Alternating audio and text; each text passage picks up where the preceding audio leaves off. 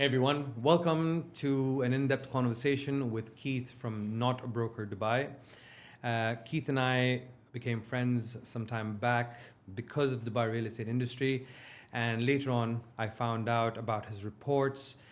Keith gives us insights, in-depth information about certain projects that he likes and he likes to talk about, and potential investment returns. So let's start. Cool. No, thanks so much for having me, Abdul, also known as Mr.Reality. I know you have a penchant for portfolio maximization and also, making your investments go a long way. So a lot to learn from my part as well. I was interested in the real estate industry, but not in Dubai as much. You know what I mean? I was more focused on India. Yeah. Because it's a very it's a very Indian thing to make sure we have our own house back home, just in case we all go back. My father never really went back. My mother didn't go back. I don't have any plans of going back. Got you. My kids don't want to go back anywhere. Everyone wants to stay here. So I kind of started thinking outside the box, and I started doing some research to invest. And then COVID happened. When COVID happened, we all were locked up in our apartments for a good few months, and that's when I started getting a lot of inquiries from my friends to start looking for investments in Dubai. Yeah. From And they're all India. based in India. Yeah, they were in India. Yeah. They wanted to invest in Dubai. And it just started by I was doing research for them. And for me, my main thing is, being from the events background and being from the distribution background, I do a lot of analysis, in terms of where can I get the best price, what's the best quality, blah, blah, blah. Yeah. And being the typical Indian. So I started doing that, and I found some really good investment opportunities, and I kind of got carried away, and I made my own investment. My first investment was just after the lockdown, where I didn't even see the site. I just saw the model, and I was like, yeah, that one. It was off plan? Yeah, it was off plan. Okay. It was off plan. Cool. It was off plan. I got rid of it last year. Congrats. Thank you very much. Thank you very much. It was actually a nice townhouse, which was almost, I looked at an 80% profit on that. Nice. The point is, though, you can see that growth here, right? So when I started looking at these options, and then I started helping friends out and giving them, all right, check this out, check this out, check this out. And 2 out of 3 of them bought a property within 2 months of us having that discussion. I was like, I need to explore this. Yeah. And that's aka Mr.Reality before the cameras came into being. Got you. Yeah. Yeah. No, I think that makes sense. I think I totally empathize. I think my background is I'm from Singapore. So home ownership is also something that is quite a common trait that one would imbue from the families. Thankfully my background is more from a management consulting. We do a lot of Excels, we do a lot of Google Sheets, analysis, modeling, so on and so forth. Always had a penchant for operations as well. That's my career, my day job. So real estate is one of those things that I also fumbled into, wanting to buy for myself to live in first, and then thinking about, okay, now I have, a bit of a taste of the market, what's next? So I think that also kind of through some mistakes, through some triumphs, I think, this is where I got to where I got to. But I think what was really interesting, or what kind of connected us together, I believe, was I think we have quite a similar mentality on looking at real estate, which is we call a spade a spade. And I think we are also, we are more conservative rather than just bullish about everything and anything. Yeah, exactly. Everything is not just going to keep climbing. I mean, there are bear markets. That's why. Yeah. And I have this thing I've got actually tattooed on myself. It is what it is. Okay. It is what it is. You I call say a spade that a a spade. lot. At work. It is what it is. Yeah. You know what I mean? And the thing is, being raised over here in Dubai, we were a middle class family, which grew. I grew up in Karama. You've heard of Karama, which is one of the most populated areas right now. Right. I grew up in Karama, and from our balcony, small little 2-bedroom apartment, and we had this window, and we could see the World Trade Center, that orange lit, tallest tower. And at that time, it was the tallest tower in the Middle East. Right. It was the tallest building in the Middle East. And one of my aunts used to work there, and my uncle took me downstairs at the bottom once, and I was like, how tall is that? You know what I mean? And seeing Dubai from that to what it is today, and being present and understanding every single step and where the city is going, it just doesn't happen. You know what I mean? We've prayed behind His Highness Sheikh Mohammed. We've prayed in the Eidgah, where he comes and he actually hosted the prayers back in the day. And we've had the pleasure of meeting his son, Sheikh Hamdan. When I was much younger, he was younger. You know, and he's very much out in the public. So there are very few rulers or political figures in the world that would go and hang out in a coffee shop, in a mall, you know, where they just call kids over and then, you know, they're talking to them, and you know, they're like giving them chocolates and biscuits and then, you know, things like that. Rulers don't openly walk around in their country. This is one of the very few countries in the world that you actually see that. And that actually is a testament to how safe it is over here and how loved they are here. No, I agree. So they've actually, like I said, it just doesn't happen, the growth, right? True. So it was truly planned, where they had this opportunity in the middle of the desert. They got this opportunity to build a massive city. And they saw 30, 40, 50 years in advance. And the sooner people who want to stay here, who want to be in this market, understood that. So they aligned themselves with the 2033 plan, the 2040 plan. You know what I mean? Yeah, no, I agree. I think the master planning and the resolute to follow through, I think that's super, super ambitious. I think you look at how they kind of carefully planned out kind of demand supply of accommodations, infrastructure, you know, the metro stations. They're now looking for a new tender for Gold 9 when the Blue Line is not even completed. Things like that. I think it really shows a lot of foresight. And I think, you know, 5 years living here, you could see when they want something done, they actually get it done, which I think is pretty impressive. When it's announced, it will happen. Correct. If it's announced, it's going to happen. Precisely. So I think we had a lot of discussions when we were walking around Jaddaf. That was where we first met, and we just circled around that cultural center like 25 times. I believe. I think it's an area that's probably close to your heart. Do you want to you know, share more from an investor's perspective how that has evolved over the last few months? Jaddaf was actually a sleeping giant. I called it a sleeping giant because many people underestimated it significantly. And some people at the moment are comparing it to your JVC, not in terms of the geography or not in terms of the people, but it's more in terms of how fast buildings are going to go up. Over here, projects are going to go up. I still feel it is kind of underestimated even now because people don't understand the geography truly. I mean, if you live in Dubai, if you've lived here for a little while, then you know how centrally located it is. You have the Al Khail Road, you have the Oud Mehta Road. It's 5 minutes from Business Bay, 5 minutes from 10 minutes from downtown. It's literally 15 minutes away from the Sharjah border. You know what I mean? Less than 15 minutes away. And it's very conveniently connected in terms of the bridges. You have the Garhoud Bridge right next to it. You have the Business Bay Bridge right next to it. You have the bridge that goes towards Zabil, again, at the foot of Jaddaf. And if we understand what these guys are going to do with Jaddaf, you would throw all your money at it. Because in the next 3 years, there are not going to be any plots available. I mean, there's not going to be potentially any off-plan projects available in Jaddaf, right? Within the next 2 to 3 years max, right? And the kind of growth that Jaddaf is seeing, this was expected. This was definitely expected. Jaddaf waterfront, you know, where you have the Palazzo Versace, you have the D1 tower. It's so nice. I pray there every night and I see people walking down from the D1 tower and the Palazzo Versace residences and Dubai Wharf.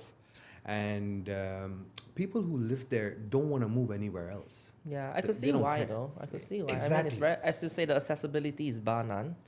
The waterfront part is, I mean, it's already quite curated. Like it's still waterfront. quite peaceful. And I think, as you mentioned, the infrastructure's gonna be pretty strong there, right? Now they're gonna, now with the Blue Line metro coming in, it just means that, Jaddaf, which already has an existing metro, will become even more 100%. important. Oh, yes. Everyone talks about that, 8,000 people, DIWA headquarters, that's gonna... Oh, that's 12,000. 12,000, there 12,000 you go. people are going to be working from the DIWA headquarters. DIWA, the building. I actually live right next to it. It's I live right massive. next to it. Yeah.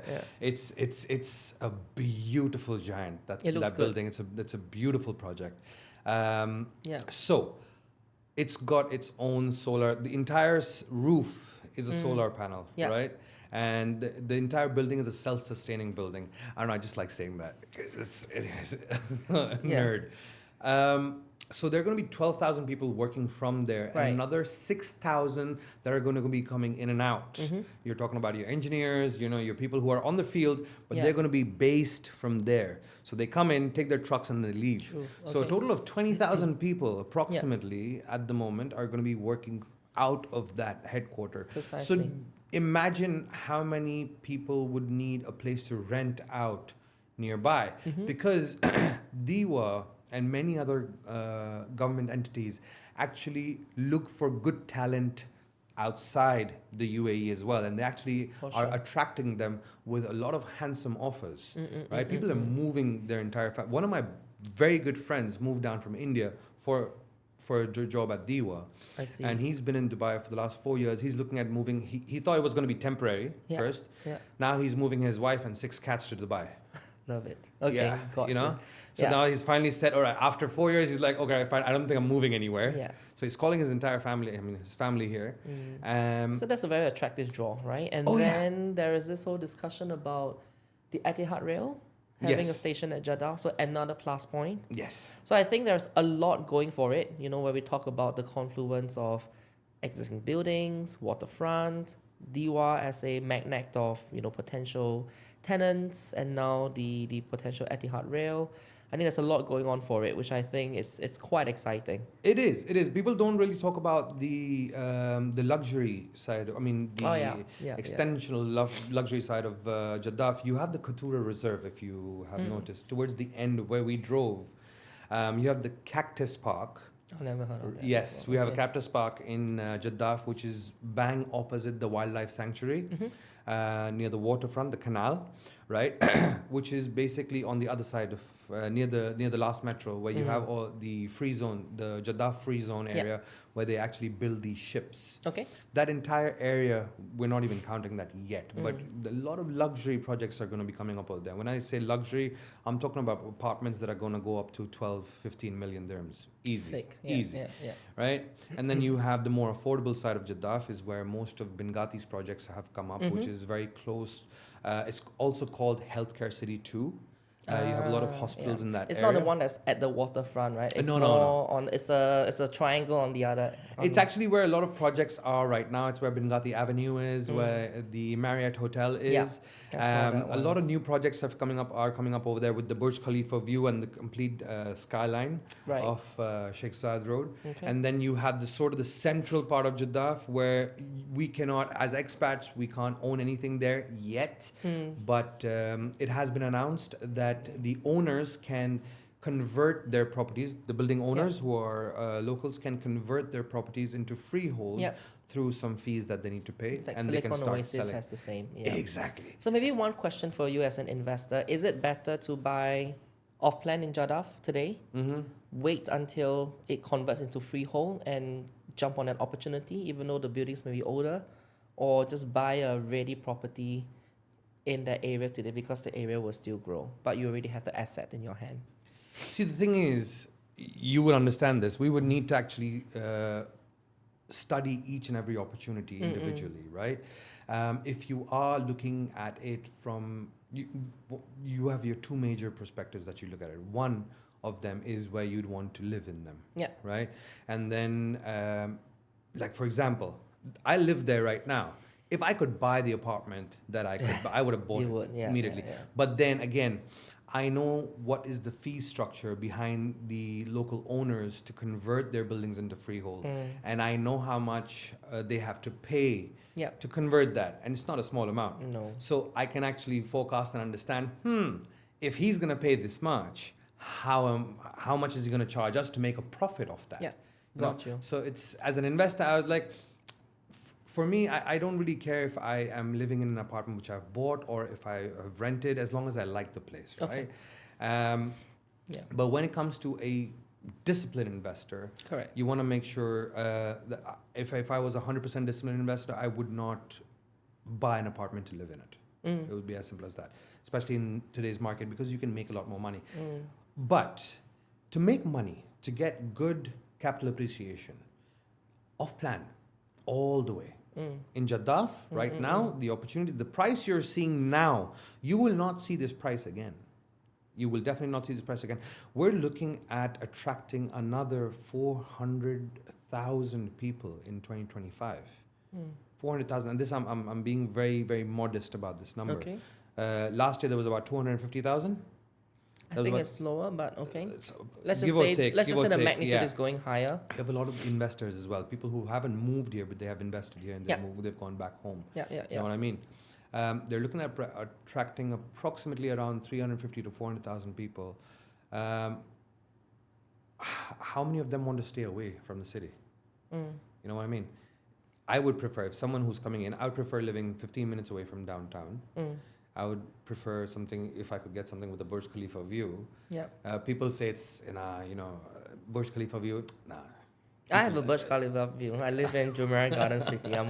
It's okay. It's once you start living to all there, of you, it's a gimmick. You look at it once a year, and then you go back to sleep after New Year's Eve. So, pick your poison.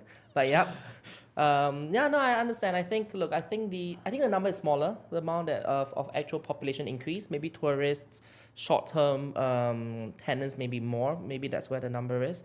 I do agree there is an element of fundamental attractiveness of the area.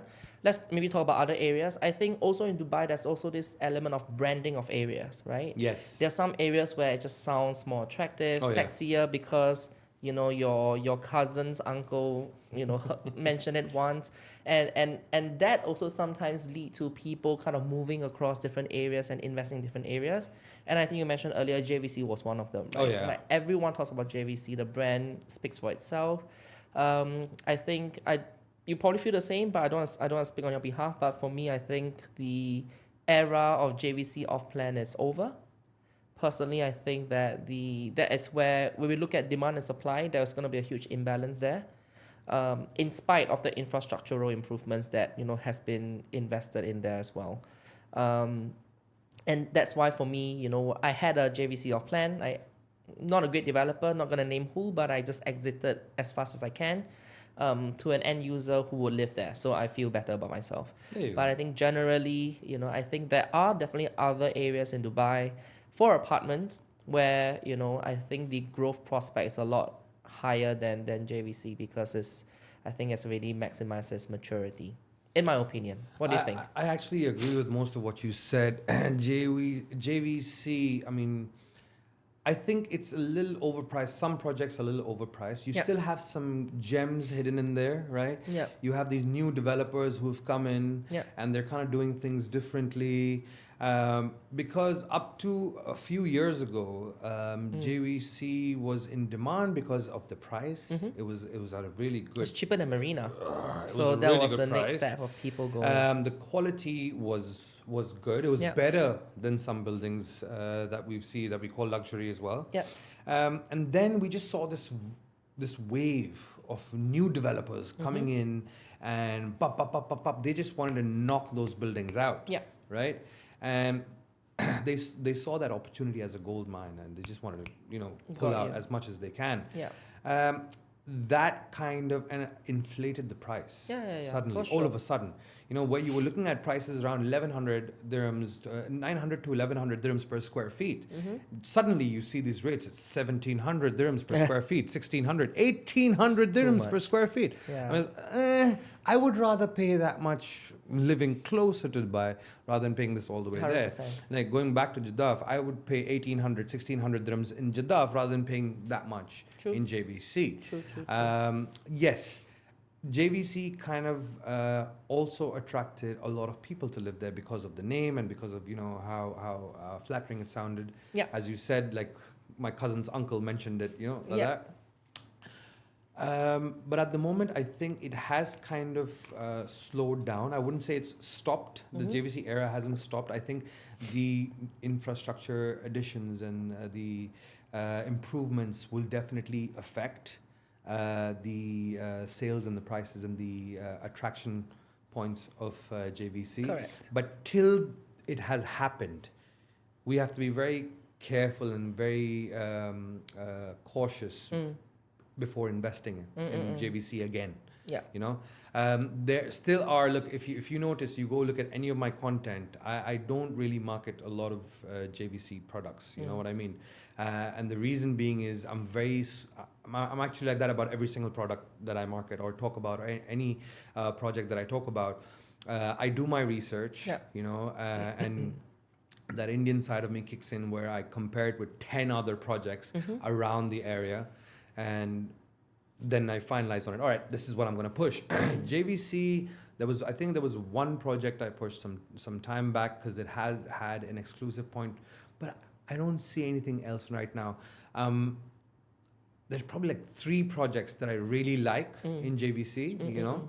I don't want to mention the developers or the projects, but 2 of them are low rise, and one of them is going to come up also. It's about to be launched.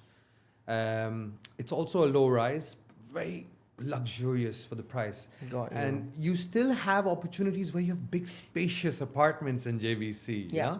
The newer launches, not so much. No, But very few of them, you know, you have your 1 bedrooms that are at 800, 900 square feet. That is worth looking at. You know what I mean? Whether you invest in it to flip, or whether you invest in it to live in, or whether you invest in it even to just rent out. Yeah. It's still a very good investment. Space is always going to be king. I agree. No, I agree. I think there's a lot of micro apartments these days, even by reputable developers. It's a bit of, maybe that's how the country's evolving, or the real estate is evolving, because of, you know, just prime area size constraints, unit economics and things like that. But we'll see how that goes. You mentioned a very good point about new developers earlier in JVC. I think it's one of those master communities where the land plots are sold for parts, and any new developers can try their way in.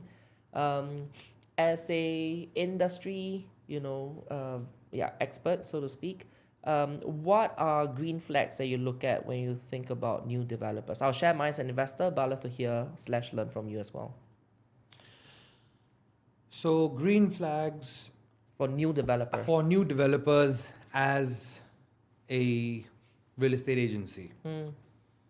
First, obviously, their brand value. You know, how long they've been, apart from brand value, what their reputation is in the market. But they're new. So what do you do? Usually that's what we would look at, Yeah. usually. But if they're new, what we would focus on is the design. It's all marketing, right? It's all renders, right? So what we do is I start looking at the sizes. Okay. I start looking at their actual layouts, right? The layouts say a lot about the mentality of the developers, right? Because it's the message that they give the architects, and then the architects go out and put it on paper, right? It is still what the developers have told them. So definitely the layouts, right?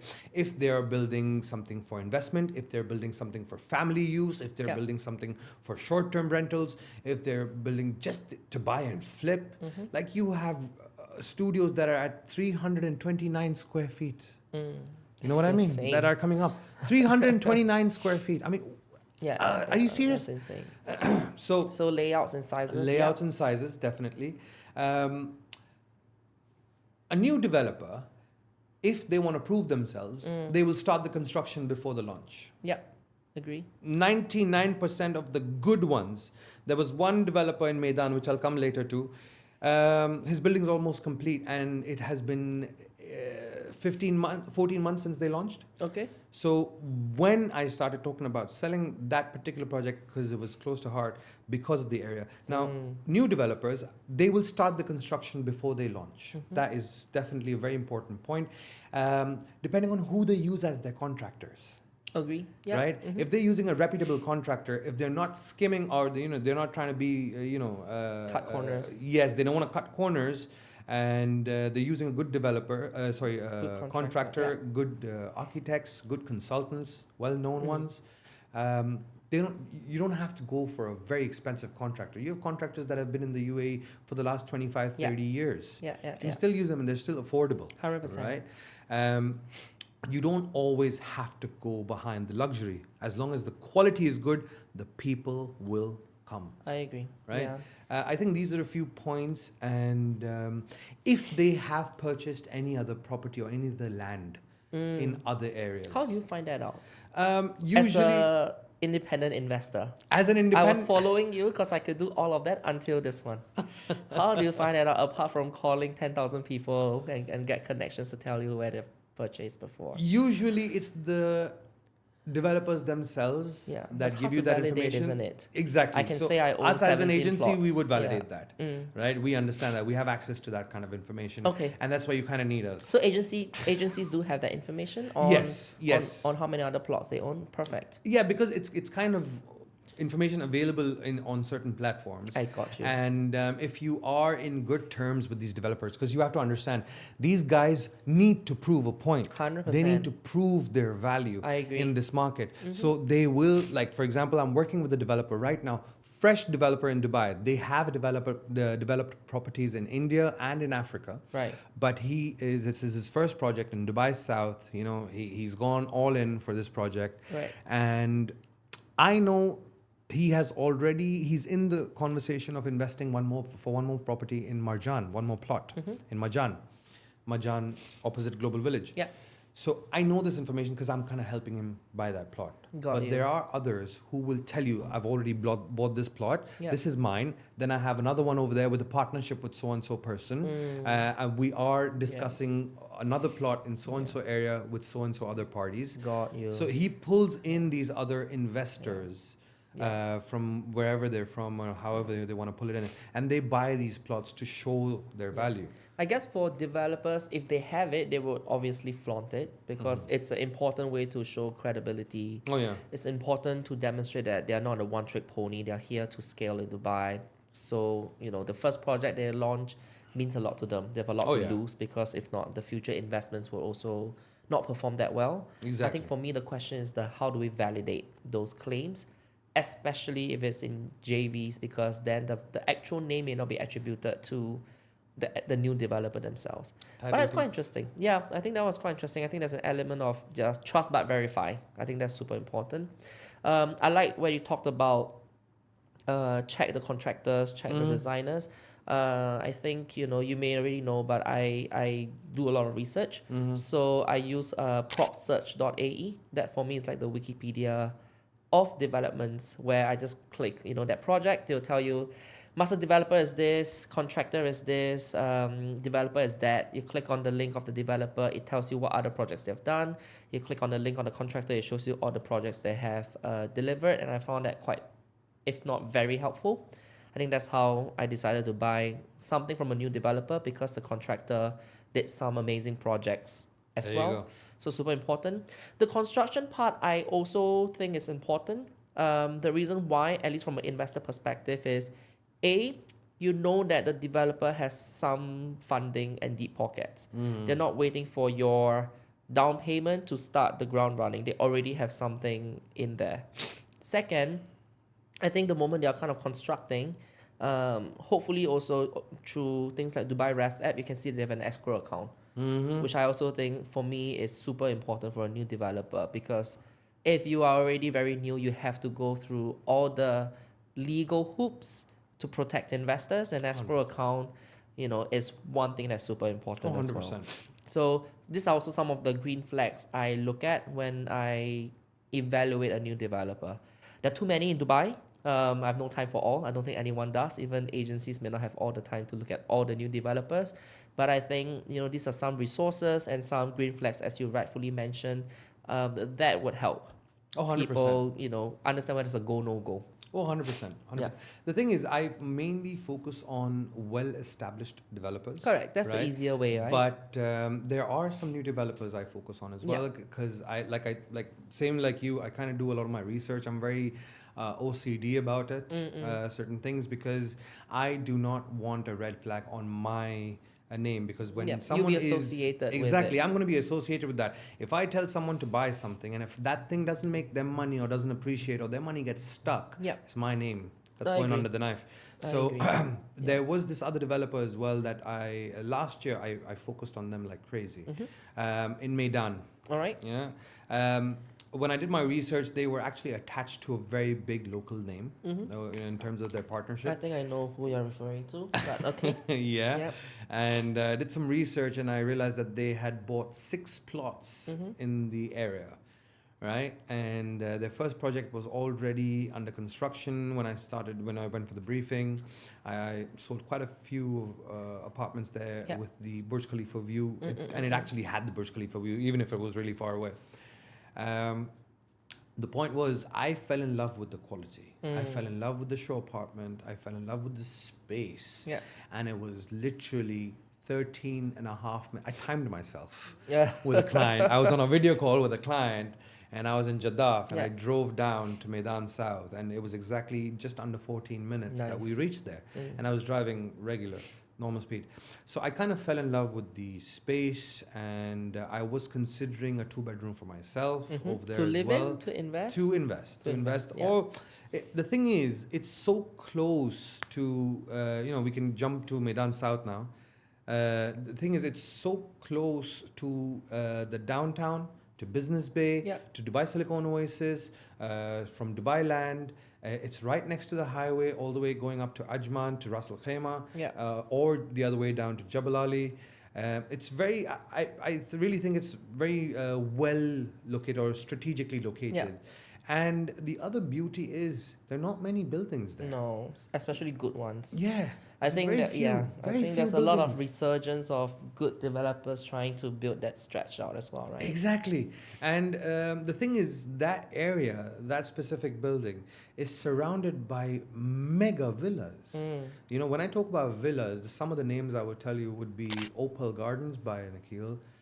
You have Sanctuary Villas, you have the Bentley Villas, you have the Watercrest Villas and townhouses, actually, Watercrest townhouses. You have the Meydan South Villas. Right. You have these Arista, Wadi Villas by Arista. You have these magnanimous villas coming over there. And you'd be neighbors with these people, right? So you can understand the kind of people or the kind of crowd that would be living there. And that would definitely pull the area's value up. True. Especially in 2026, 2027, when everything is handing over. Yeah. So I really thought that was a good investment. A few of my investors invested in all of them. All of their properties have gone up in value already. And it's not yet ready, right? No. It's still. Oh no, it's not ready though.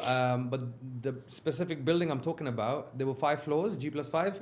They've gone up to 5 floors. Okay. Now they're at the roof. The gym and the pools and so everything. almost ready. Yeah. Okay. The structure is ready. Got you. They're still going to hand over mid of 2026? 2026, That's mid of fine. next year. I think so. That's fine. Maybe even earlier. I think that's the thing, right? With new developers, if they do well, and you took a chance on them, that's where you get the most capital appreciation as well. Oh right?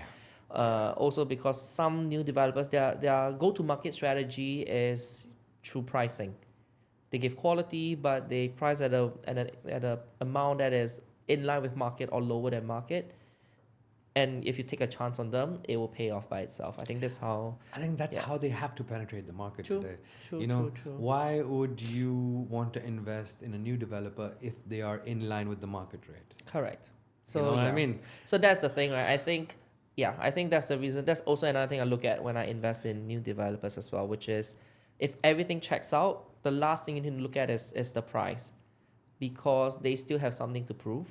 And if it's their first development, even the second development, it has to be somewhat underpriced for me to Oh, take. yeah. For me as an investor to take that risk. Oh, yeah. If Oh, not, yeah. you know, if not, there are definitely other projects where risk adjusted wise, I'm better off. So I think So that's the how I thing, think about the it. flip side of that would be they give higher commissions. Mm. You Yeah, know, yeah, yeah. to the agencies. True. So that would motivate the agents to work harder on that specific project. They Yeah. give multipliers on multiple units. Yeah. And they are willing to negotiate on the price, especially Mm. on their first or second project, first True. and or second project. Yeah. So a lot of these are the green flags that I would look at, especially at new developers. Very But it's helpful. become very easy for people to come and become a developer in Dubai. 100%. As long as they're following the rules, Yeah. as long as their quality is right, as long as they have the money to back them up. I think it's one of the most easiest places in the world to become a developer right now. Because I've seen investors in the past 2 years, I've seen investors who have invested in townhouses and villas are moving towards the development side of things. No way. We're helping them out with that. It's very Yeah. we're kind of doing all of the heavy lifting in terms of the paperwork and the legalities and things like that. I see. But it's very easy for them because one of them sold a villa and he's actually made 120% on the value, right? So he's like, I'll just, what do I do next? Yeah. I was like, all right, if you're looking at doubling, let's go and get our own building done. Yeah. You know what I mean? Although I think the plot prices and construction prices has also gone up quite a fair bit. That's what I heard. I don't know. The construction prices, not so much. Okay. I'll be honest with you. It really depends on the quality you're going for. Yeah, I'm right? assuming the good ones. But even if Yeah. you're looking at the good ones, it's basically had a difference of about 5 to 6%, 7%. Okay, no, not too bad. Not as much in terms of the construction cost. Obviously, the only thing that would differ is the quality. Like like you said, obviously. So it really depends on what kind of quality you want to deliver. But whichever quality, at whichever stage you're looking at, the prices haven't been affected, very much. Okay, so there are still margins to be gained as a developer in today's world. Oh, yes. Good. Okay. Quite a bit. The only place where you'd really need to focus on getting a good deal is the plot, right? And getting the right agents or the brokers or the people who are managing these plots, the right people. Because nowadays you have this chain. Because everyone thinks it's that easy to be a developer that easy to be an agent or a broker, and they start marking up the price. They have no idea how they're going to get that money out. They just mark it up. And just because someone said, yes, I'll buy it, they think, oh, I'm buying my Bentley tomorrow. You know what I mean? Okay. So I think responsible brokers are a very, very, they are the key to these deals, these kind of deals, right? Responsible brokers, you have well-connected agencies. These two are your best friends when it comes to getting the right plot at the right price. Because you have a lot of fakers right now. Yeah, for you have a lot of fakers. Oh, you will not be able to buy a plot in this area without me. I've heard people say that in a meeting, Okay. And I was in a meeting for a plot in a very big plot, very expensive plot. Yeah. And this broker that shows up representing the seller, we had the buyer with us. Right. And the broker showed up representing the seller and like, you will not be able to buy a plot in this area without me. I was like, yeah, but so-and-so developer just bought the plot right next to you and you didn't sell it to him. No, but that was a... Okay. So the point is, you understand very quickly, if you've been in this industry, in the first 5 minutes of the meeting, you know if this person is full of hot air or they're real. You know what I mean? Yeah. So getting the right people to represent you while you buy the plot. 100%. Let them do all the heavy lifting and all of the work, because buying a plot isn't that easy as people think.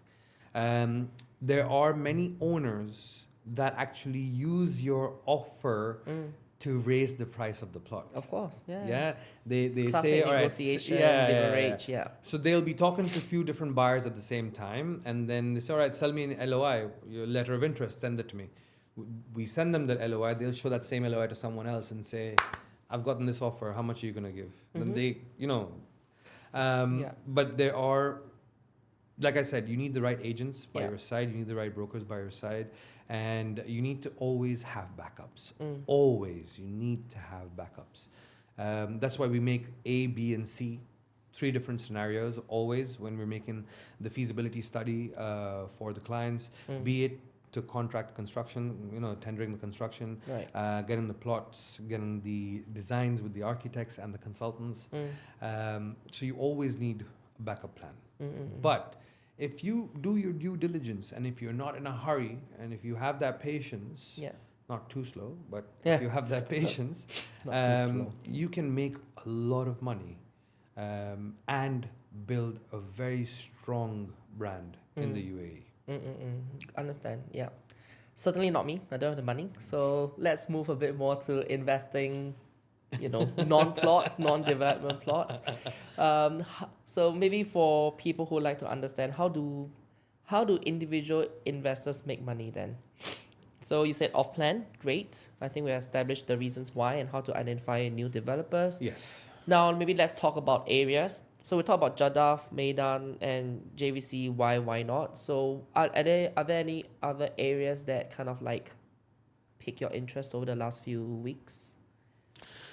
There are a few. I mean, the thing is, every area has a certain phase, and then another area takes the limelight after a couple of weeks. I think that's and the that crazy part happens about within Dubai. a few weeks. It's so fast with Dubai. Like in December, the entire limelight was on Emirates Road. Because of a very big townhouse community launched over there. They sold over 10 billion in one day. Yep. And then after that, the limelight was taken away by a few projects in Jaddaf. And then the limelight, within a couple of weeks, it was taken away by another project in Maritime City. And then another project, which was very close, again, another villa community, earlier this month, was a very, very big developer whose villas were sold out in one day. And the villas were starting at 15 million. Yeah. You know what I mean? So it keeps moving. Yeah. So like, for example, my interest was with the villas. And I always tell my clients, if you can afford it, buy something with a piece of land. Yeah, you mentioned to me as well before. Yeah, this can Why is be. that? So anything with land, again, coming back to the way we were raised. Yeah. I'm part Indian, part Afghan, and both places where my parents are from, they always prefer land over an apartment. Yeah. And any which ways, if you're looking at it in terms of numbers, in terms of an investor, the property with land will always appreciate more than the property which is an apartment. Yeah. The appreciation value is going to be much bigger. This and is better. demonstrated, Yeah. over the last few years. Exactly. As well. Yeah. Apartments will have a quick increase and then they'll be really good to rent out. So it's a good cash cow, in terms of cash flow. But if you're looking for the jackpot, then you need to get something with a piece of land. That's there. And then again, they're not making any more land. Buy as much as you can right now, kind of a thing. You know what I mean? As Mark Twain said. That's why if you notice, there's suddenly these projects that are launched, independent villas, with pieces of land, ranging between 7,000 to 11,000 square feet, pieces of plot. 2 different developers are doing this at the moment. And also, in terms of value, they have these villas with lagoons. Just at the back, at the foot of your villa, you have a lagoon right at the back. If you can't go to the beach, if that's too much, if it's expensive, it's out of your budget, you still have these lagoon properties, right? And they're gorgeous. You have these. I went to a show villa some time back, and which had a little bit of that water feature right behind. And it was well maintained. Okay. And they had these fountains inside the water. It looks Yeah. beautiful when you're standing out in your balcony, having your coffee in the morning, and you have that view. I mean, come on, who wouldn't love that? So the value of that goes up. Apart from the luxuries, apart from the built-up area, the plot of land that you buy is always going to reflect in how much you make in terms of capital appreciation later on. And this applies to townhouses as well, you think? Yes. Okay. Oh, yes. More in townhouses than in villas. I'll tell you why. Villas, you already have a different cap of people buying it. You already have a different segment of investors that are going to buy it, right? So if someone's buying a villa already in a certain segment, let's throw a number out there. For example, someone's buying a villa from 10 million to 15 million. That's their budget, right? They're okay to spend another $1 million if the plot's a little bit bigger. Yeah. They're completely fine because they've made up their mind. It's fine. Townhouses is where your apartment people are actually upgrading. Correct. You know, people who've lived in apartments, who've bought apartments, they want to upgrade into townhouses, right? Yeah. So it's that segment of people coming in. And when they come in, they're looking at the best deal. Mm. They're like everyday Joes like you and I who are working, going to work. They want the best deal. Mm-hmm. They don't want the most luxurious apartment the property, but they want the best deal. Now, when you say best deal, you want to make sure they're going to do all of this research, right? Okay, if I am going to go and buy a piece of a property which is sitting on a piece of land and I own that land, I want to get the best bang for my buck. Correct. If there's a corner unit or a central unit, Mm. and most of these people who are buying, they're end users, Yeah. right? So obviously they want something with a little bit bigger It's piece of always land. corner units, It's isn't always it? the corner units, right? Yeah. And the corner units usually come with an extra bedroom, Mm-hmm. right? And they have that side garden which you can change, and the possibilities are endless with these plots, right? Okay. I mean, people who have lived in apartments, I mean, I've lived in apartments, I've lived in a villa, I've lived in a townhouse. Mm. I keep going back to the apartments, it's just more convenient, Yeah, I right? agree. And it's centrally located. But the point is, now a townhouse is less than 30 minutes away from the city center. Mm-mm. You know what I mean? Yeah, yeah, yeah. And they're coming up with so many roads. Yeah. The accessibility has just become so easy, Okay. right? Okay. So it's not just the developments that are coming up, it's even the road and transport authority supporting that. Yeah. It's the municipality supporting that, you know, building the infrastructure around it. You know, you have suddenly a building or an area starts coming up, you see a petrol pump coming up nearby.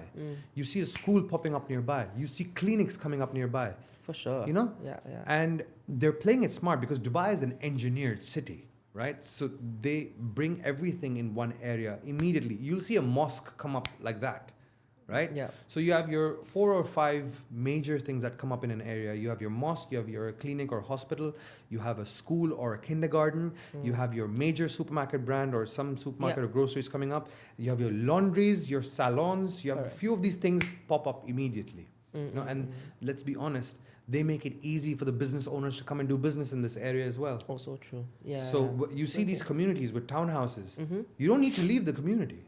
Everything is inside.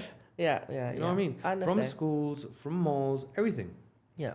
No, I So think definitely that makes something with a piece of land. The bigger the piece of land, the more better for you in the long run. Yeah. 100%. That makes sense. Okay. No, that's good to know. I think the thing with townhouses is also there are definitely more supply because they're smaller, and you know, even in master communities like the ones that has recently launched, there are a lot of them.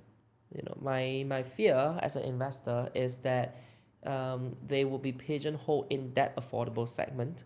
As you also rightfully pointed out, the potential buyers are going to be a lot more savvy to get a good deal. They do more research. They buy with more brain than emotions, you know, not belittling the luxury buyers. 100%. And therefore, the appreciation one can get from such townhouses is potentially a little bit more limited compared to someone with a huge pocket I understand. that just kind of like, I love the vibe of this place, just add $1 million there, I'm fine. So for me, that is where it is, you know, as you also rightfully say, right? It's a very tricky in and out of, you know, 3-bedroom apartment to 3-bedroom town, let me say 4-bedroom apartment to 3-bedroom townhouse. It's a It is very a little tricky. fine line. And I'll be honest, it's not as tricky from my perspective, being an investor and an agency. Got you. It's not very tricky from my perspective because I'll tell you why. Yeah. An apartment's always going to be an apartment. Yeah, I agree. You know, you're gonna own fractional land, but you're never gonna own the actual land size of the Yeah. apartment, right? You're That's right. one thing. And when it comes to a townhouse, the usual sizes of townhouse nowadays is about 4-bedroom. I think that's the smallest townhouse. 2003, 2005 2000 square feet. max. 2,350 to 2,500 square feet. I prefer going for the G+1, but there are people who like the G+2, ground +2 floors. It really depends on everyone's personal choice. But then again, like you said, people will want to go and buy the bigger plot. That's what I said as well. However, not everyone can afford it. Precisely. Yeah. You know what I mean? yeah, Your major chunk of people who can afford a townhouse will be the central pieces. You know what I mean?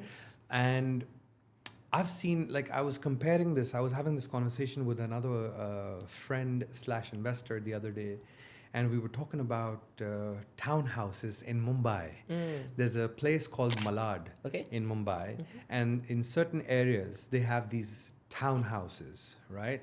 And the townhouses there are, you enter the door, on the left you have a kitchen. This is one long room, right? Open kitchen on the left, a bathroom door at the left corner, right at the back of the room, right? And there's another door at the back on the right side. You open the door and it's just blocks, right? It's as big as this table. Okay. That's the only space that you have at the back. There's one staircase going up, and it's an entire open room. And they were selling that, if we were converting that into dirhams, they were selling that for, I think, about 3.2 million dirhams. And this I'm talking about 2017. Okay. Super long ago. It's been a while. So the reason why we had that conversation, because it was the, how much bang can you get for your buck? Right. Right? Over here, you're getting a complete set kitchen, you're getting all the marble top countertops and stone countertops, and you have these stone tiles on the flooring, and you have these amazing interiors with these amazing lights and things like that. So the value is obviously more here, but then the appreciation is much higher compared to India at the moment, and especially with the capital gains tax hitting in, that's another, we can have another episode on that. Yeah.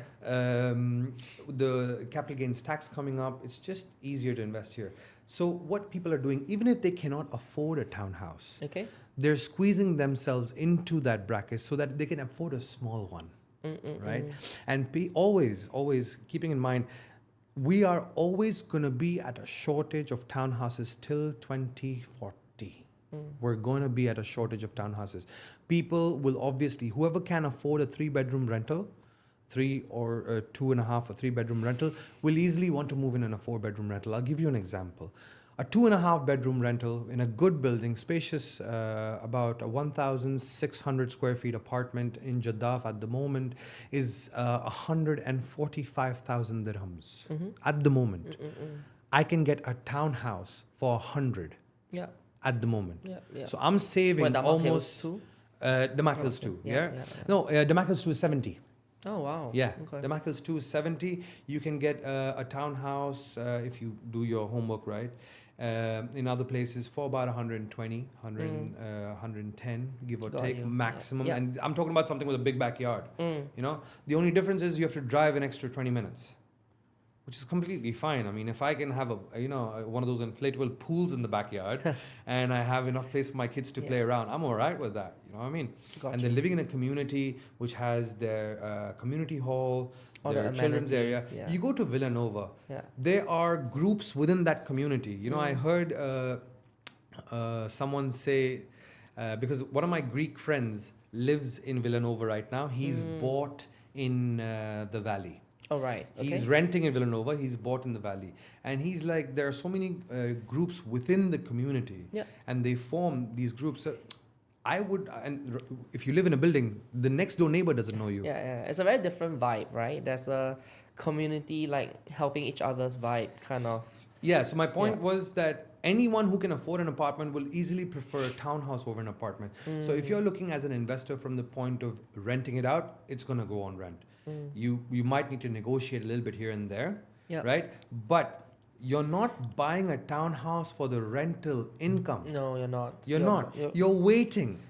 You're renting it out because you're waiting for the prices to go up, because your gold mine is at the end of that, your gold pot is at the end of that rainbow, where the time you need to spend while waiting. And usually the best appreciation is when the community is occupied. Not even at handover. Yes, you will make money before handover. I completely agree with that. But if you wait for the community to get occupied and people moving in, Baba, you have made it. It's a very interesting thing, right? Let's just say, there are, say, 4 phases in a villa community. Yes. Let's say good developers, so no questions asked. Is the timing the best to be in the first launch or the 4th launch? First launch. Because of capital gains, right? Oh, yeah. But then you also have to wait until the 4th launch is handed over before you can maximize your your gains, because that's where everyone started to move in, no? So see, that's the thing. If you want to make the most money, first launch. I agree. If I you say if that you all the wanna time. if you wanna make a small amount, I mean, if you're okay with a smaller amount, but you wanna move fast, Yeah. then a launch which Yeah, would come yeah. later, third or fourth launch. Yeah, It's yeah. completely fine. But the True. prices will be different with each launch. 100%. And I'm talking about well-respected developers. Because they add a 5% every time they launch the second thing. Exactly. So I understand the dynamics, right? I just think, I think this is just important from an investor's perspective, right? I think first launch of a new master community is always going to be the cheapest because, again, the risk is on the investor to take a chance on a otherwise under-demonstrated community.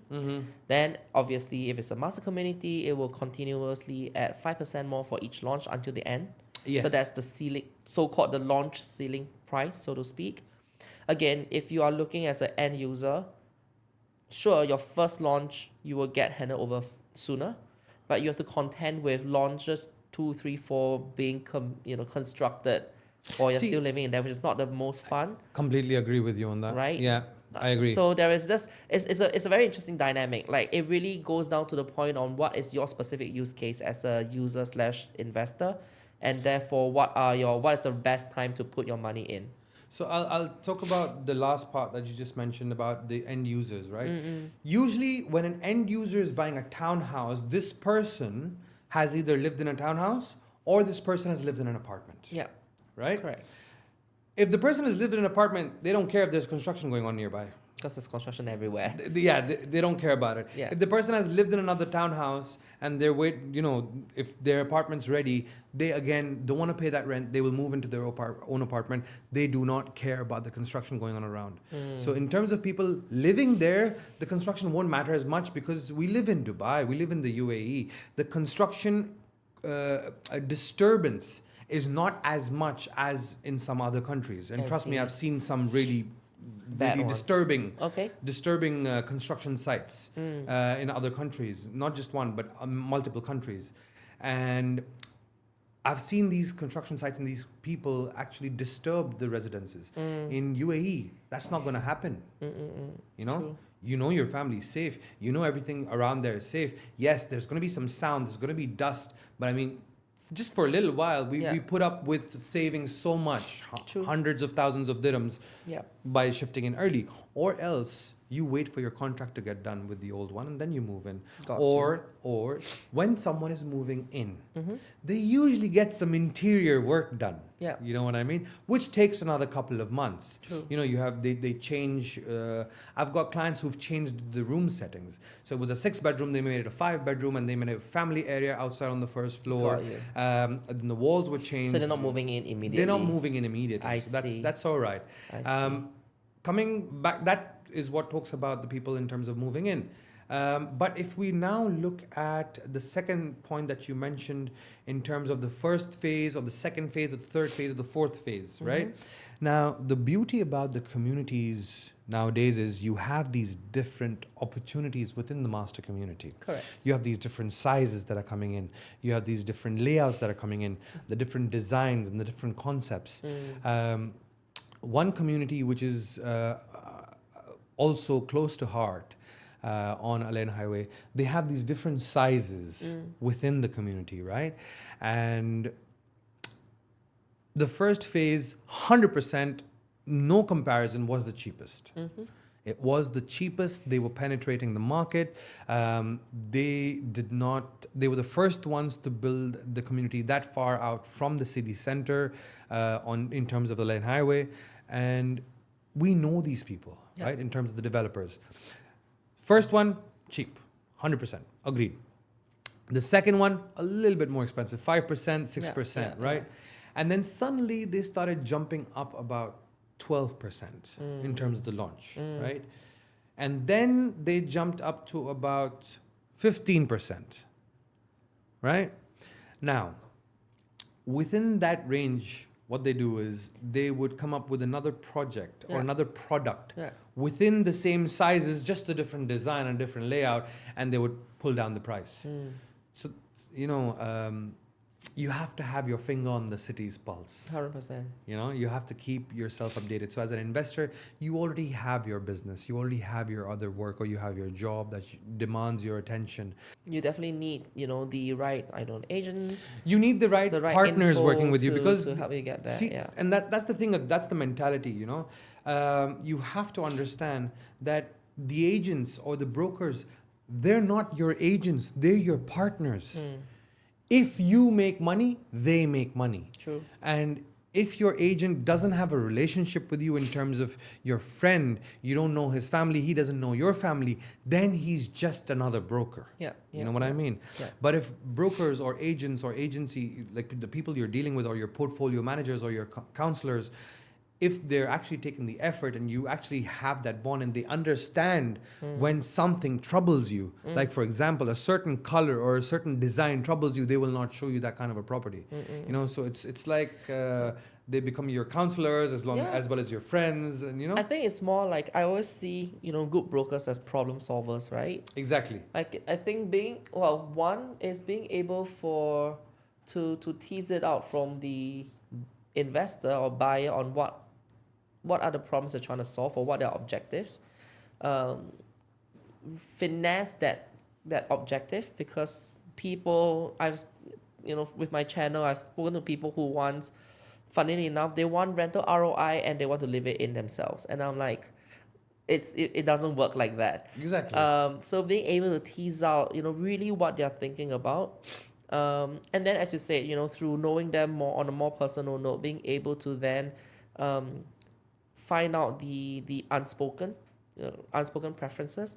I think people, there is what we call like stated preference, which is what you say, which is what you think you want. Oh, 100%. And there's revealed preference, which is, how you emotionally react to things. And I think obviously the second one is the true 100%. preference. 100%. So I think those are things that will come with time, and that's where good brokers would take the time to really try to understand, and then therefore can become better problem solvers for the investors themselves. Exactly. Yeah. That's why a good broker would never force you to invest in something that is coming up. Oh, it's coming up right now. Give your ear right now, right now.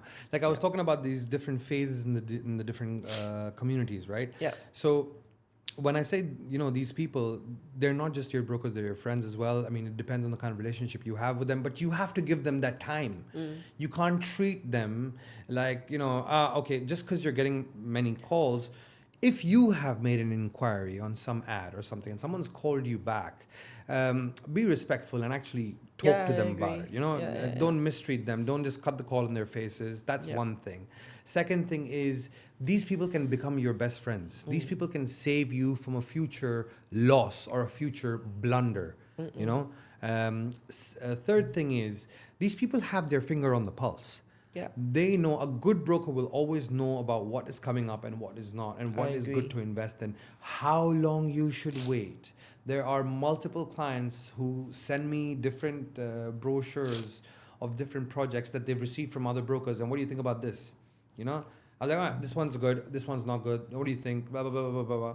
So I don't really care whether he invests with me or not. I mean, he's already made a few investments with me, and I'm still his very good friend. Right. And if he trusts my word, if he trusts me enough to send me someone else's brochure, I know he's going to close with me. Yeah. But the point is, even if he doesn't, I'm completely okay with that, because if the other guy has put in his work, not just offered a KB, but if he's put in his work, 100%, I don't mind. Go for it. Yeah. But if you're going to involve me, and if I'm going to take you around, I'm going to do all the work, of course, then you're going to close with me. 100%. The point is, it's better to choose one or two people to keep them close, because this business, you need to trust the person. No, I you agree. don't need people who are just going to give you, like a worthless broker will give you a kickback and then disappear and not answer your phone after your down payment is done. Agree. Yeah. You know what I mean? Yeah. So you have to have these people as your partners. Yeah. So what I focus on is, like I said, portfolio management. We're counselors. I don't like doing business once. I'm with you for the next 5 to 10 years. So I would sell the same property that you bought at launch. I'd probably sell it 4 times or 3 times by the time it's ready, or at least twice by the time it's ready. You know what I mean? And then when it's ready, we'd probably sell it to another end user. So Yeah. there are these cycles. No, Some I people agree. want to move their money out. Some people Yeah. are okay with waiting. Yeah. Really depends. I think it's very, emblematic of the industry today, right? Where it's very challenging to give the mutual respect, as you say, because there are a lot of prospective investors that are just curious or, in very different degrees of consideration. They are also being bombarded by a lot of broker calls from which is mostly unsolicited. And when that happens, and also the barriers to entry for broker, if registered, is very low, let alone unregistered brokers. So there are still some fundamentals of today's industry that's very quite challenging to piece together, right? If I get 20 calls a day, as an investor, I just don't pick up calls now, sorry. But like, it's very hard for me to give the same attention to all 20 of them to repeat, my what I'm looking for, Yeah, because I don't have the relationship with them on the first call. of course. So, and you can also probably say, look, observing your industry, 9 out of 10 times, or even 1 out of 50 times, let me put it that way, 1 out of 50 times, would the broker then really absorb what I'm actually looking for Oh yeah, and give me sensible options, assuming my 100%. ask is realistic. So 100%. it's very challenging because there is some sort of market failure. I mean, in the economics term, where the interest end of the buyer and the seller are not aligned. Number one. Number two, there's huge information asymmetry. Oh yes. And the third part here is due to some limitations in regulations. This phenomenon of only 1 out of 50 would actually listen to what I say. I would also just kind of downgrade the amount of attention and Oh, I give to 100%. people, because I know that 95% of the times I'm gonna get garbage back. Oh, 100%. I will be saying I have enough money for at this time a 2-bedroom. They'll throw me villa options for Ima Oasis, and I'm like, dude, it's 15 million, like 2 million dirhams of full amount, not the down payment, bro. So I think it's easier said than done. I do, I'm in a very unique position because of my social media channel, where literally 50% of my audience are brokers, 30 and 50% are investors, and I see both sides. I've seen curious investors really wanting to learn more, and that's where I really give my time to share how I started. But I've also seen a lot of like potential investors just treating me as if I'm a broker and just say, send me this, and no thank you, no please, no nothing. And I'm like this is not my day job. I really don't have to do this, But I could see why it's not easy being a broker. On the flip side, I've also seen brokers from a first-hand experience as well. So I think it's just a very seeing both sides. I just want to share this commentary that it's a very unique dynamic. I don't think I want to see the best in people. I don't think people are generally just disrespectful and rude. Of course. But I think the current circumstances or this industry does not lend itself to such behavior until it kind of corrects itself from a professionalism standpoint or from a bar raising standpoint. I think there's a lot of education that needs to be. I was actually going to come to that point. Yeah. There is a lot of education. There's a lot of training required. What I've seen many agencies just suddenly pop up and they hire about 20, 30 call center agents and they give them these lists. And I've got these calls. Hi, am I speaking with Mr. So-and-so? Yes. You had inquired for a property. Tell me, what are you interested in? Nothing. Nothing for now? Nothing. Okay, bye. There's no questions, there's no information, there's nothing, there's no curiosity at all. And then some of them would just start blabbing these numbers out and and they start guaranteeing these amounts in terms of capital appreciation or rental returns. For sure. And I was like, are you sure this is going to happen? And they'll guarantee you. I was like, can you guarantee that? Yes, sir. I was like, can you put that on an email for me, please? Can you put that on a contract? Yeah. There's a lack of education. Yeah. There's a lack of training. Yeah. This is from the agency's point of view, right? The agencies just think that many agencies have just put up an office. They've got some nice, beautiful interiors done. They've got some beautiful people working for them, men and women both. And they just, give them a script, give them a number of a list of numbers to call, and they think their job is done. All right, and then they have this whip in their hand. Whoosh, all right, get me some sales. Yeah. You know, they need to put in the effort. Yeah. All right. And another thing is when we say they need training, they get the people from the developer's office to come and train them on the product. But that's not. What about the sales training? What about the customer service training? What about Precisely. how the different stages of a deal go? You have stage 1, which is your initial call, then you have stage 2, then you have interested, not interested, a discussion, Yeah. you know, where you are looking at the different projects. So you have these different stages, right? Correct. Who's going to train them on that?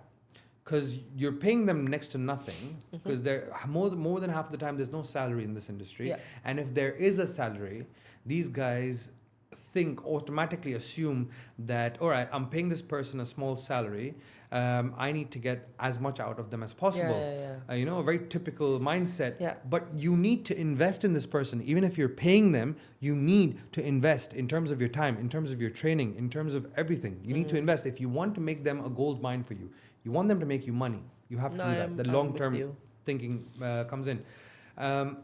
That's in terms of training. Now, if we look at the flip side of that within the agency, let's look at it from the agent's perspective.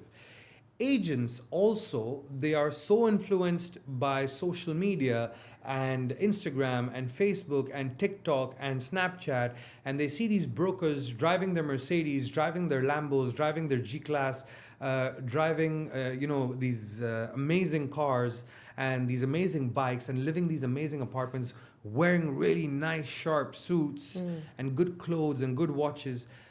They think they're going to come in the industry, hit a deal in the first month, and they're going to start living that life. They don't understand the sweat and the effort and the tears that go behind into this, right? Yeah. We don't get paid till the deal goes through. So, And some. Right? We have to put in the effort for our research. Then we have a relationship that we have maintained with the developer over years to get you a certain unit, right? And even sometimes those units go to some other agency where we have to buy it through those agency, and then we lose a certain amount of the commission. It's everywhere. It's like vultures picking from everywhere, right? And in all of that, we have to get you seated in our car and take you everywhere. It's like a tour that we do every time. So they need to understand that this is all an investment in themselves. Yeah. If they don't want to do it, I'm talking from the agent's perspective, especially the new ones. All the new agents, please listen up. Yeah.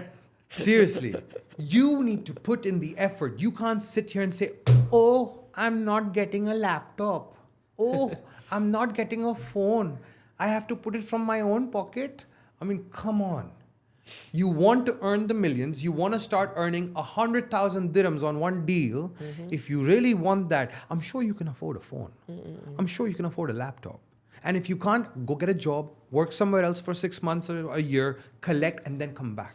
You can't be at an empty fuel tank in terms of your pocket and then come into the industry and you are competing with giants. Correct. You have titans in this industry.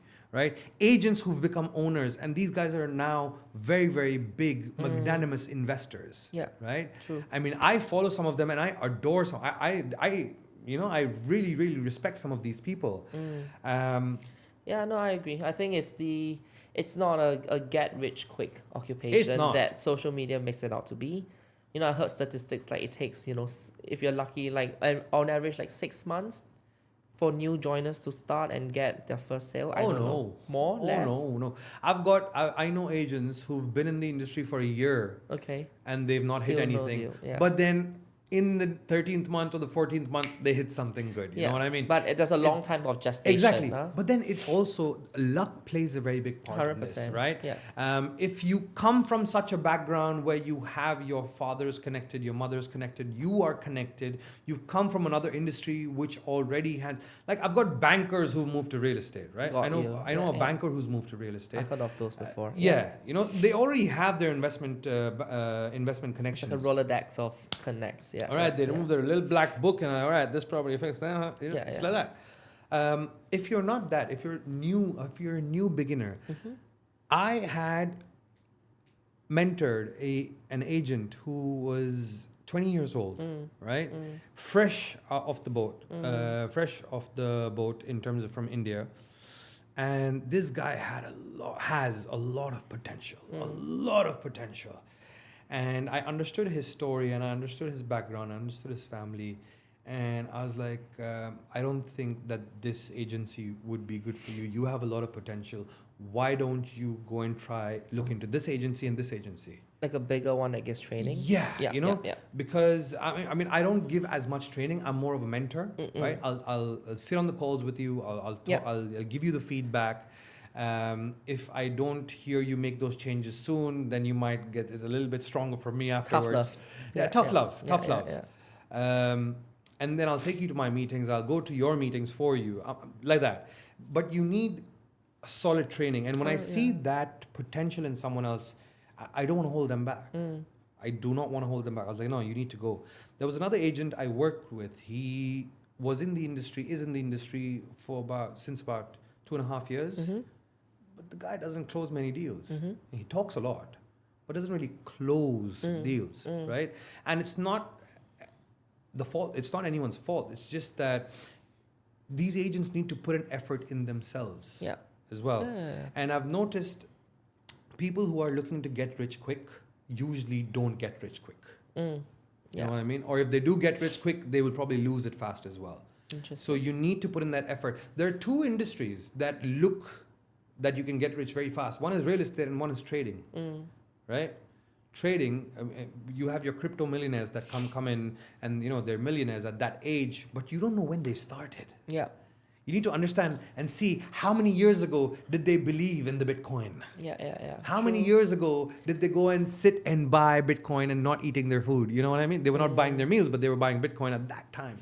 So let's be honest, you missed the boat for that. It's crossing 100K almost right now. Right? I also think that obviously, again, with social media, they only portray the successful ones, not the ones that came to Dubai for 12 months, didn't make anything and went back home. We should start talking about that. I don't know any of them like that. No, I do know a few of them. I know one of them is my cousin's. It's just not something that people admit, right? But I think that is actually more, I believe, more common than we think. Dubai life is also, I mean, you have to understand, Dubai is very safe. Dubai has an amazing life to offer you. Everything you get is with a touch of luxury, 100%. But to keep up that luxury or to keep up that lifestyle, you have to work your backside off. You have to work hard. You have to work smart. Because if you aren't doing your job properly, there are 10 others in line who will take you in a snap of a finger. It's as simple as that. Sheikh Mohammed gave a speech a long time ago. And he said, it doesn't matter if you are a lion or you're a gazelle or whichever animal you are. In Dubai, as soon as you wake up, you better start running. It is the perfect analogy for the life over here. I agree. You think you're going to come, unless you're a millionaire who come from that background with your family's money and all of that, or you have an inheritance and you come in here, you can afford that life, fine. But if you want to go from 0 to 100, Dubai gives you that opportunity. You need to grab it. You need to grab it by the horns and you have to work yourself off. I agree. I have my cousin. A cousin of mine came down from the UK with his wife. They tried to stay here. The wife was in real estate. He's in real estate in the UK as well. And I think they stayed here less than 6 months and they went back. Because the Dubai life is just, it's not for them in the beginning. They're kind of used to that luxury and pampering back home or whatever level. It gets tough. In the beginning, it gets tough. But if you get through that threshold, just in the beginning, maybe a year, and you work hard consistently, not just complain, you can make wonders happen. No, I agree. I've seen that a lot as well. A lot of people who are here for 1 year, 2 years, suddenly become like 10, 15 years. And I've been in real estate since 9 years, since 2017, right? And I also have a short-term rentals business on the side. And I come across so many people. Many of them make it, many of them go back. It's as simple as that. I think that's the thing. I think a lot of people see those who have made it, just not the ones who have not. You have but to yeah. have a tangible, goal in your head. You know what I mean? Where Dr. Anand Memon said it in one of his podcasts. If someone has a tangible goal, that's the person I work with. So say, for example, you are right now living in Karama in a partition or in a small room, and you see yourself moving into a studio or a one bedroom, buying a BMW or a Mercedes secondhand for yourself. You know, that's a tangible goal, Yeah. right? In Dubai, you need that tangible goal Yeah, we do to this. from Yeah, 0 to 100%. 1, right? So like, for example, as an investor, right, you start off with 1, my goal is to reach 10, right? I need XYZ number of or XYZ amount coming in rental yields every year in my account, right? For example, I worked with a client who started off at a very small budget, and his target, after listening to everything he had to say, we kind of got it down to one line. And his target was, he wants 500,000 dirhams in rental yield every year.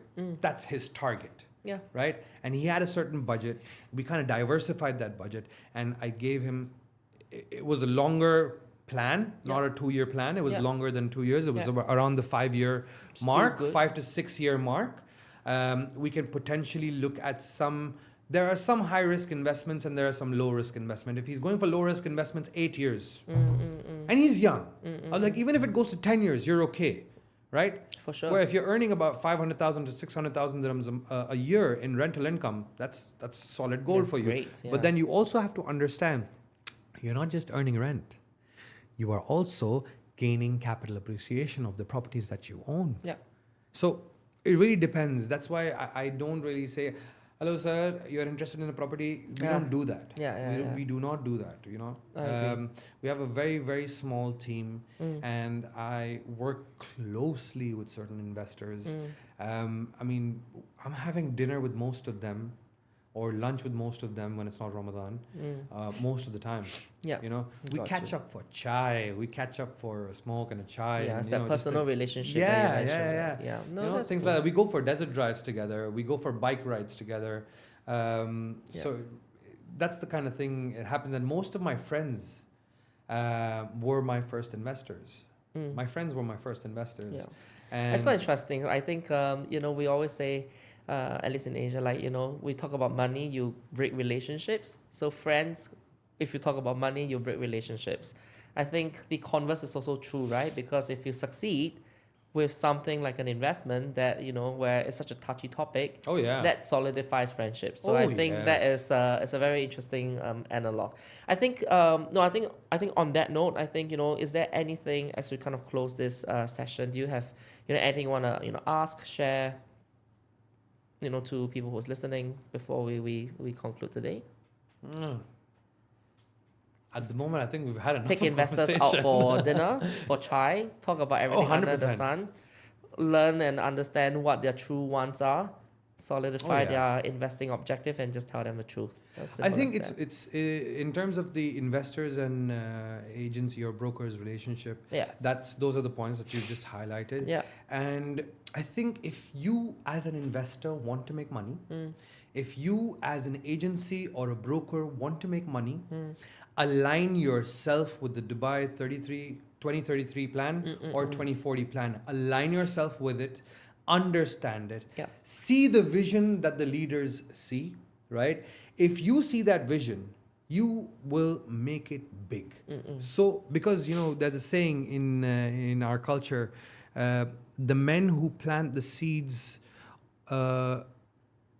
for their kids, they will never see the shade of that tree. Right? But they're actually growing that. Me at the age of 40, I think that's all I'm doing at the moment. You know, there are probably riches and things that I might not be old or young enough to enjoy by the time I'm you know, I make it that stage. But I know it's for the next generation. So the same way with the leaders, right? You have Sheikh Rashid who did it, and then you have Sheikh Mohammed, and then you have Sheikh Hamdan who's going to be coming in. They've always thought of the next generation. You know, and that's how they've taken that action. And I think as investors, as brokers, we need to follow that path and understand. First, you need to understand that path, understand that vision, and then take actions accordingly. And I think we're all going to be rich then. It's as simple as that. Inshallah. That's it. Inshallah. Yeah. Awesome. No, thanks so much for your time.